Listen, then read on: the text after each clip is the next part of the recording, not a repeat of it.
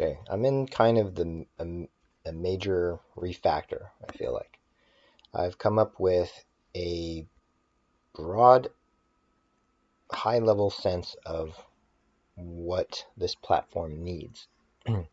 We need a comprehensive set of events to design the map of a game.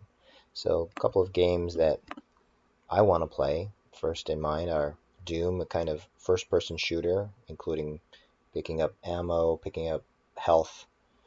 There's a construct of damage that every person can get, and maybe when you die you respawn, or maybe not. There's some configuration there, but essentially there's no programming. You're just placing things and switching some configuration, and that will dictate the rules of the game. So these will be captured as events as well. So there's no editing place where you're in a top-down thing. You go into VR to edit it. Or maybe there is, but essentially you're placing these things. And you can even place them while you're playing the game. Then you need a set of APIs to recognize the playing type of events. But they're both events. These are just creation of entity construct events, and these are recognizing events as you move around the space. When you pick up things, it's a shared information, so other players are recognizing that you're doing this. You tend not to be creating things in this mode, but they're both events, really nothing special about either of them. The only mode that I think we need to distinguish is when you create an AI monster or enemy, because as a creator it's highly annoying when the thing you created immediately turns around and starts attacking you, because you want to continue building out the space. So we'll just make a soft rule that the person who's in edit mode, so we need to remember their edit mode, at least they won't be attacked.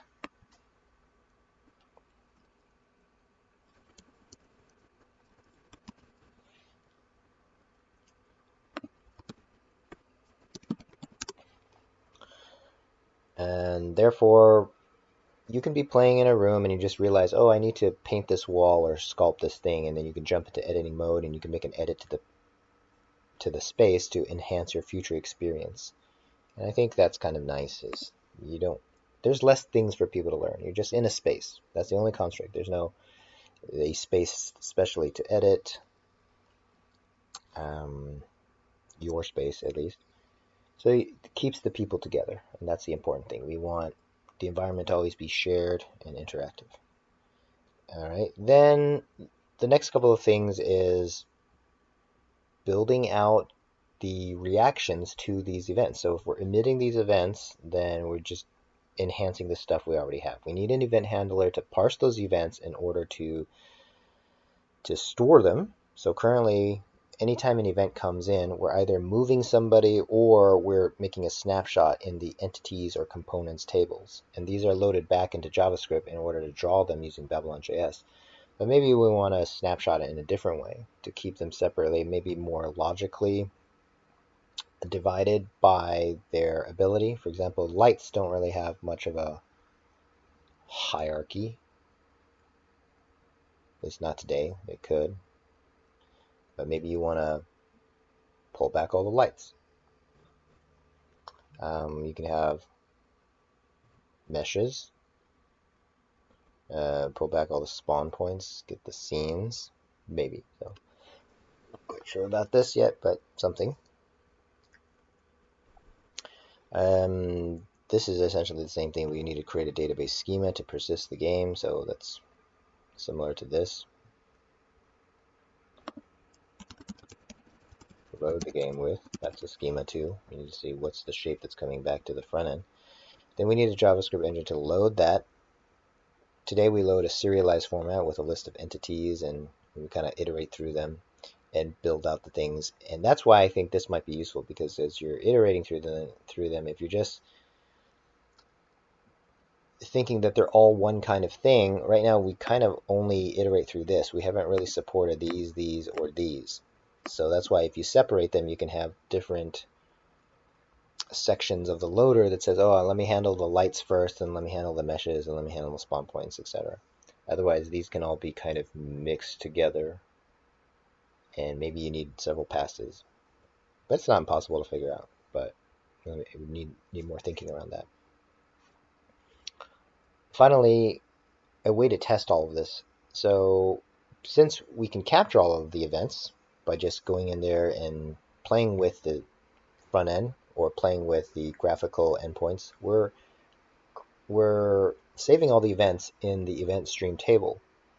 So we could test it by just making the playback faster. Then even if we captured maybe 50 events or something, we'd come back. Don't play it back in real time, but play it back in 10 milliseconds after each event, and then see if the thing you wanted to create was created. That should be a pretty good end-to-end test. So that's the outline. And currently, I modified the set of events. So we have this event names table, enum list actually, and I've added more comments because I thought it would be better organized into sections. So this is all about member movements, kind of a runtime thing. And this is all about creation, designing a space with primitives. I've split this out into more granular types of creation. Then you can create some lights. You can further edit by moving and rotating the things that you've placed into the scene. And these are some of the runtime manipulations, or maybe edit manipulations, is that you're grabbing things, releasing them at other places, you're firing bullets, sending messages. And these are some constructs that you can create, like doors, keys. These are special things that you can place them, and if you're an editor, these things don't come attack you. But if you're playing it, then they're spawning for people. At least that's the idea anyways. And the other thing I changed is that instead of just a 1 here and having the enum automatically calculate them 1, 2, 3, 4, 5 in order, I split them out into sections with some space between these numbers to give us room to add new events. That way we can group them by similar functionality and just give them a new unused number. Otherwise, if we were to reorder things or put something up here, that would throw all the following enums off. So you must provide a number here. So I added that. Every enum must have a number or the watcher will break. And never reassign numbers.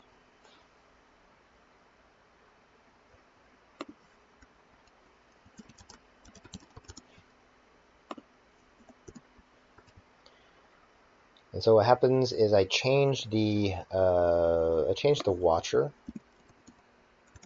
script. Now the fswatch is watching for that source file, which is event names.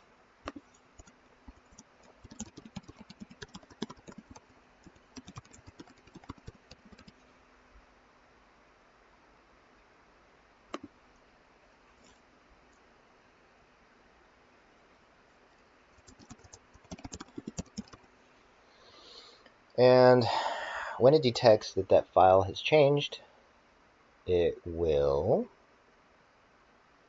read that file. So it's reading the source file, and then it reads everything between the curly braces,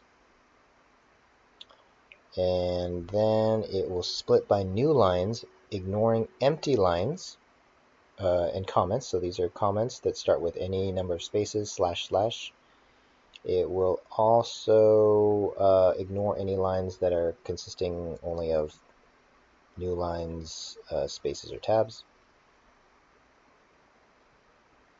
And otherwise, it will return the line containing data. So we filter out the things that were null. And then we will split on the equal sign because we want both the name and the number. For the number, we'll remove the comma. So anything that's not a number. For the name, we'll remove any extra spaces, anything that's not a letter or an underscore, removing extra spaces, and then we will return an event payload that contains of a name and its number, and then we will collect them into Elixir looking strings, int to atom and atom to int, from the number to the name and the name to the number. And finally, the new content is output with groups of these functions output. And so what you'll end up with is something like this. And now we can freely insert new event names anywhere in the list, and they should not break these enums.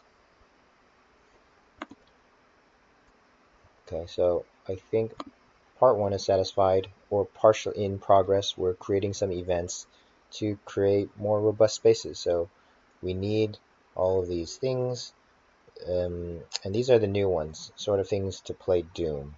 But we might also want to play like a bridge console created, maybe fighter jet console created, something like that. And this will place some big reusable things.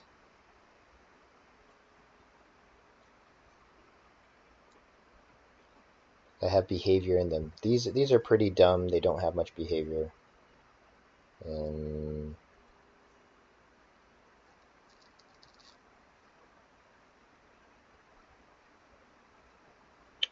And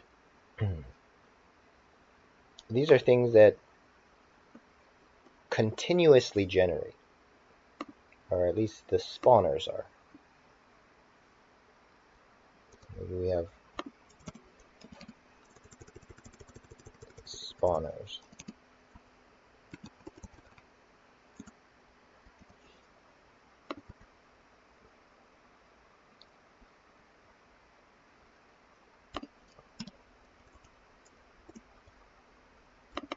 So these are more complex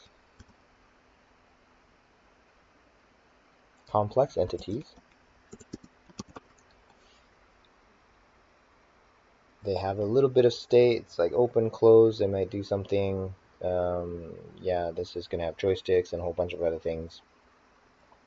Maybe we'll have like a lever.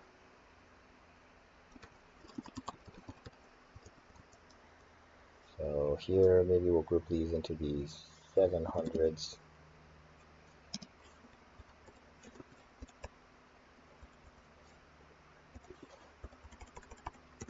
We'll group these into the 800s.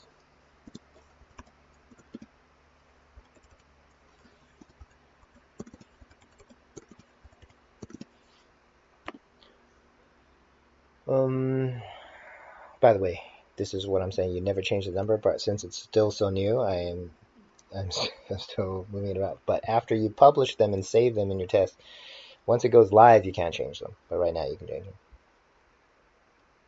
Maybe we'll make the numbers even larger, maybe 1,000, so we can stick a bunch more events in here. So we have spawners, and the reason why we want spawners is you never know when somebody's going to jump into the space, so you don't want to just create one gun and maybe 10 people show up, only one person has the gun.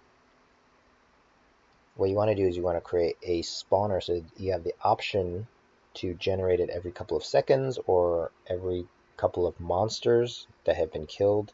Maybe we add some logic around that so that if you lose the gun, if it's somehow thrown off a cliff or something, there's a chance that other people can have a gun, and you don't have to.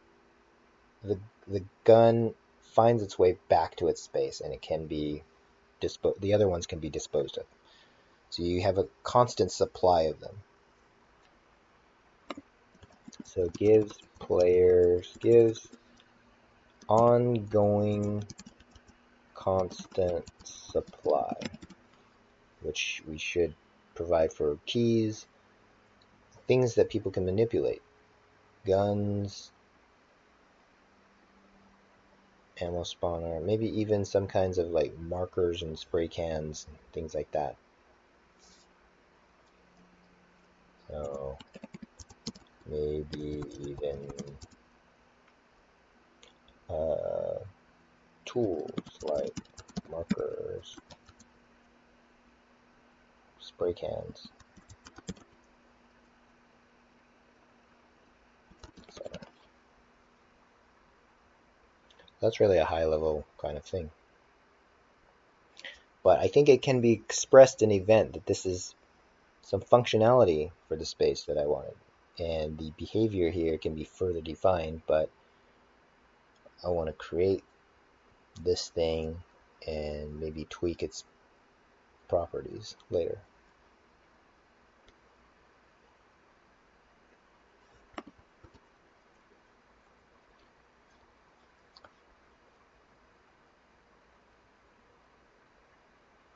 Okay, so I've got events. Then I need to go and create, sorry, I got the event names. I don't have the events, I don't have all the events yet. Those will be in the type, so we have to flush this out more. We'll flush this out to contain the entire set, then we'll create maybe a test. So even before we get to the GraphQL or a menu to be able to trigger the events, we'll create a list that we can just press play and then let it emit those events, and then we'll go create those snapshots. Okay, so that's the plan anyway.